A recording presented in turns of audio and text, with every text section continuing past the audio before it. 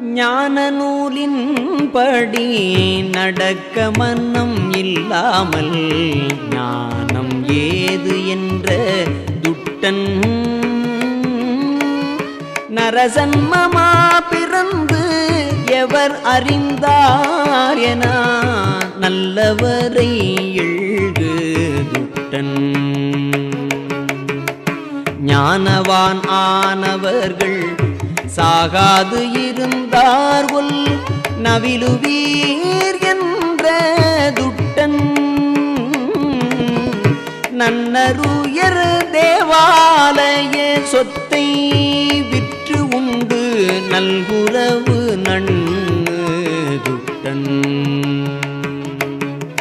ஞானமுனி போலவே பொய் வேடம் இட்டு அன்பர் நற்பொருள் கவர்ந்த துட்டன் நடையை குறைத்திட்ட துட்டன் நான் ஆகலின் நலங்குள் அன்பை பெருக்கி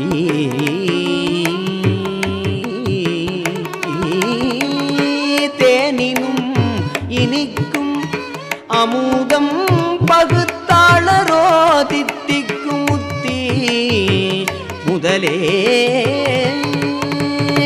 தெள்ளறிவு எனும் சலதி பொங்கும் உள்ளூரில் வள சிவசுப்பிரமணிய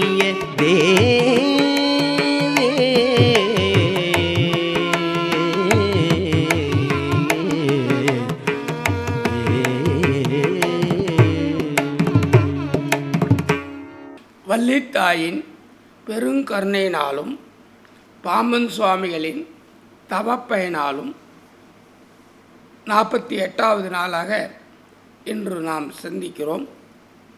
உள்ளூர் சிவசுப்பிரமணிய சதகம் திருச்செய்யுள் 48, தத்துவமசி பயிற்சி பாதை 48, ஆன்மாவின் யாத்திரை 48, இயமம் என்கிற தலைப்பிலே நாம் 8வது பகுதியாக இன்று சிந்திக்கிறோம்.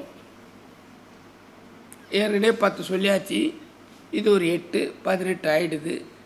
18 பார்த்துங்க இன்ட்டு 64 அப்படின்னா 54, கிட்டத்தட்ட 18 × 6 எவ்வளோ வருது பார்த்துங்க.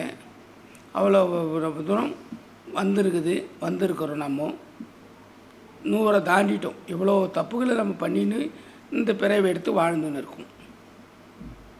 இனிக்கும் முத்திக்கு தலைவனே, தெளிந்த அறிவு கடல் பொங்கும் இதயம் என்னும் அறிவு இருக்கும் தலத்தில் எழுந்து அருளி உள்ள சிவசுப்பிரமணிய கடவுளே. உள்ளவே இவ்வளோ விஷயம் இருக்குது. நான் ஞான நூல் கொள்கையில் வாழ இயலாதவன். நான் என்று உள்ள இருக்க ஆன்மா. நான் ஞான நூல் கொள்கை மனசாட்சிப்படி வாழ இயலாதவன். ஞானம் என்று கிடையாது எனும் கொடியவன். உடனடியாக தூக்கி அடிச்சிட வேண்டியது. ஞானம் என்பதே கிடையாது. அதில் இது சொல்லிச்சுன்னா அப்படி சொல்ல வேண்டியது. உலகில் பிறந்த மக்களில் ஞானம் கண்டவர் யார்?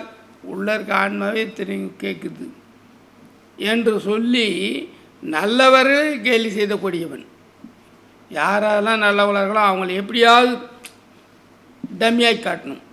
டக்குன்னு இது மாதிரி பண்ணிடுவான். ஞானிகள் சாகாமல் உள்ளார்களா சொல்லுங்கள் என்று சொன்ன கொடியவன். அவங்க ஞானிகள் யாரும் உங்கள்கிட்ட விதண்டாவாதம் பண்ண வரல. அவங்க பாட்டுக்கு அவங்க லைனில் கடவுளை தேடின்னு போயின்னு இருக்காங்க. ஆனால் நம்ம என்ன பண்ணுறோம்? உள்ளே இருக்க ஆன்மா தப்பு பண்ணும் பொழுது, அடுத்த பிறகு எடுக்கணும் தலையெடுத்திருக்கும் பொழுது இந்த மாதிரி தான் பேச வைக்கும். ஞானிகள் சாகாமல் இருக்கிறார்களா சொல்லுங்கள் அப்படின்னு சொல்லி கேட்குறோம். எவ்வளோ பெரிய தவறு இல்லைங்களா? கோயில் சொத்துக்களை விற்று சாப்பிட்டு வறுமையில் வாடிய கொடியவன். ஞானம் நிரம்பியவன் போல் போலி வேடம் கொண்டு அன்பர்களின் பொருளை கவர்ந்த கொடியவன். ஒழுக்க குறைவு கொண்ட கொடியவன். இதெல்லாம் உள்ள சுத்தம் இல்லை. உள்ள சுத்தம் இல்லைன்னா இப்படி தான் இருக்கும். நானும் அவ்வளோ பண்ணிவிட்டு நானும் உய்தி பெற நீயே அருள் புரிவாய வேண்டும் அப்படின்னு சொல்லி இறைவிட்ட வேண்டார். என்னையும் அடிமை கொண்டு ஆட்கொள்வாயாக அப்படின்னு வேண்டார். உள்ளுக்குள்ளற கொஞ்சம் கூட சரியே இல்லாமல் வெளி வேடமே போட்டுட்டு இருக்காங்க. இப்படிப்பட்டவங்க பாம்பன் சுவாமிகள் இதுக்கு என்ன சொல்கிறார்?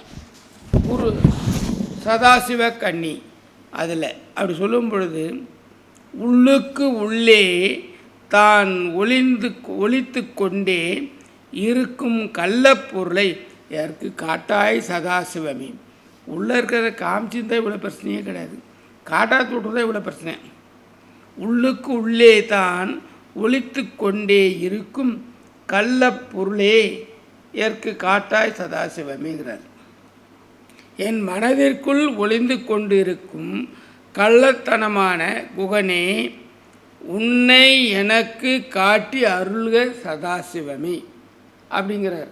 இப்படி சதாசிவ கண்ணியில் 39 இந்த மாதிரி சொல்கிறதுனால இதை நீங்கள் புரிஞ்சிக்கிட்டு அவங்க உள்ளுக்குள்ளே கண்டுபிடிச்சிட்டாங்கன்னா அவங்க எதுவுமே பேச மாட்டாங்க. அது காட்டாததுனால தான், அவங்க உணராததுனால தான் இந்த பிரச்சனை வருது. அதனால் இன்று முதல் அதை உணர்வதற்கு என்ன செய்ய வேண்டுமோ அவர் இன்று முதல் செய்து வெற்றி பெற வேண்டும் என்று அன்போடு வாழ்த்துகிறேன். வாழ்த்துக்கள்.